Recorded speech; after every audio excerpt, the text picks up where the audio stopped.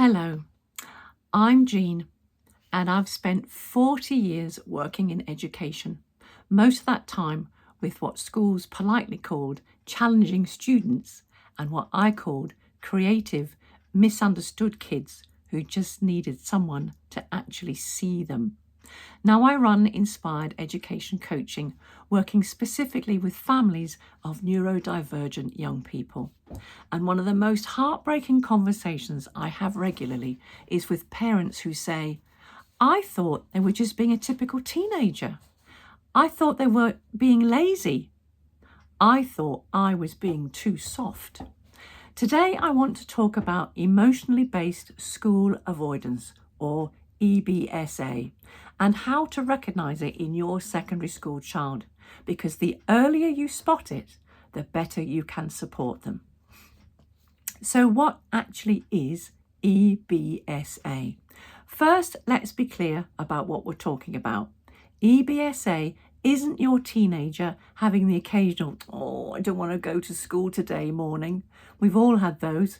I've had those myself as a teacher, especially when Ofsted were in school.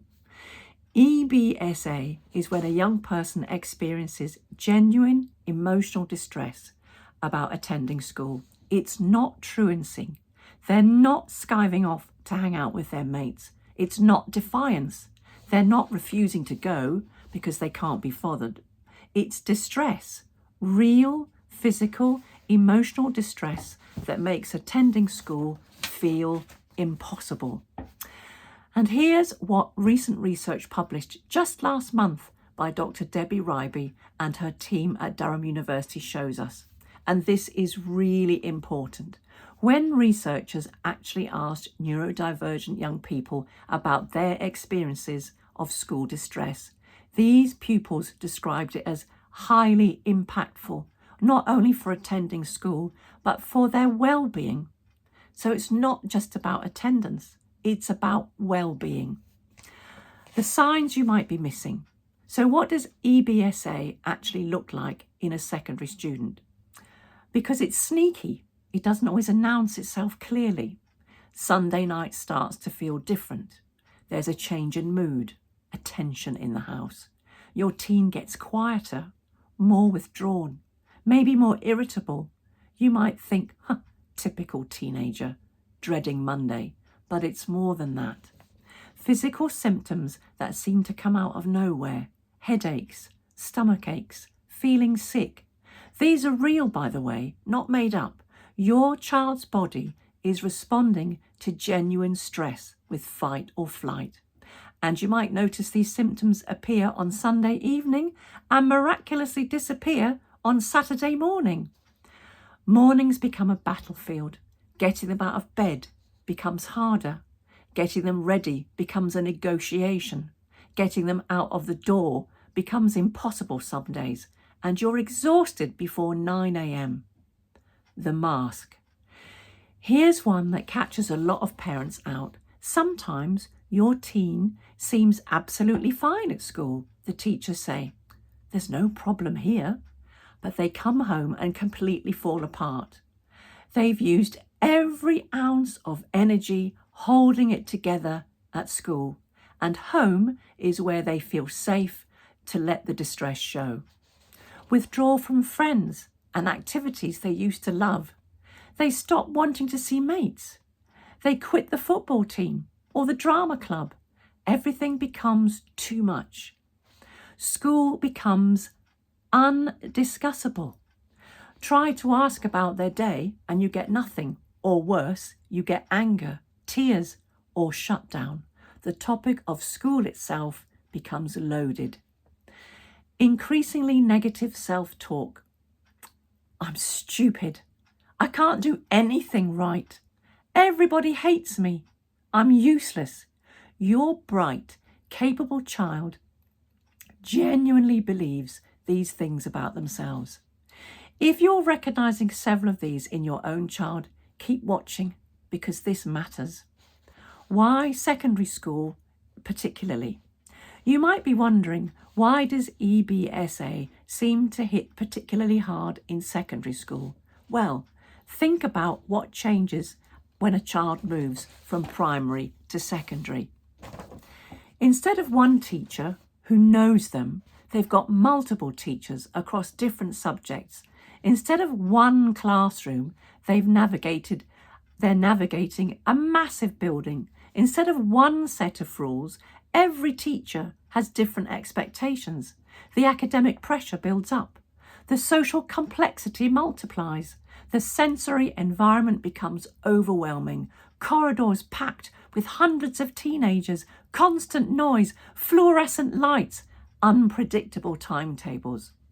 For a neurodivergent person who has trouble handling change at the best of times, we'll get to that connection in a moment, this isn't just challenging, it can be genuinely traumatic. They're expected to cope with constant transitions, to read unwritten social rules, to manage executive function demands that would challenge many adults, all while their brain is going through massive developmental changes and they're trying to figure out who they are. No wonder some of them break down completely. The neurodivergent connection. Now, I said I'd talk about the neurodivergent connection, and here's what's important to understand. EBSA can happen to any young person, but it happens disproportionately to neurodivergent students, particularly autistic and ADHD people. Why? Because the things that mainstream secondary school demands, constant transitions, unpredictable social situations, sensory bombardment, executive function juggling, these are precisely the things that neurodivergent brains find the hardest. That research I mentioned earlier, the neurodivergent pupils themselves said their needs weren't being met by their school, and they felt there was no viable alternative available to them. They're stuck in a system that isn't designed for how their brains work, experiencing genuine distress and seeing no way out. And here's something else I want you to know. Many parents don't realise that their child is neurodivergent until EBSA brings everything to a crisis point. The child has been masking for years, coping just barely, and secondary school is where it all becomes too much. So if you're watching this and thinking, but my child isn't diagnosed with anything, well, that might be something to explore. But if your child isn't diagnosed and you're seeing these signs of EBSA, it might be worth exploring whether there are underlying neurodivergent traits that are making school particularly challenging. I got my assessment from my daughter at 70, by the way. 70! Suddenly, my whole life made sense. So don't assume you'd know by now, because many of us don't.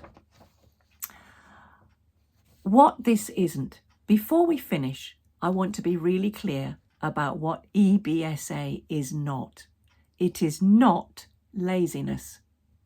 Your child isn't choosing to feel this way. It is not bad parenting. You haven't caused this by being too soft or too hard or too anything. It's not attention seeking. The attention they're getting from this situation is making them feel worse, not better. It's not school refusal in the defiance sense. They're not refusing to go to wind you up or because they can't be bothered. It's a genuine mental health response to a situation that has become unbearable for them. If you're watching this and thinking, that's my child, first, take a breath. You're not alone in this. Thousands of families are dealing with EBSA and recognising it is actually the first step towards supporting your child effectively. In my next video, I'll talk about what to do when your teen won't go to school. Those practical first steps that can make a real difference. But for now, I want you to have something that's going to help you understand this better. I've created a guide called Understanding EBSA, a Parent's Guide to Supporting Your Secondary Student. It'll give you more detail on what's happening for your child and how you can start to support them. You can download it free. The link is in the description below. And if this resonated with you, subscribe to this channel because we're going to be talking a lot more about how to support your young person through this. Remember, recognizing EBSA isn't admitting defeat. It's understanding what your child is really experiencing. And that's the first step towards helping them. Take care. I'll see you in the next video.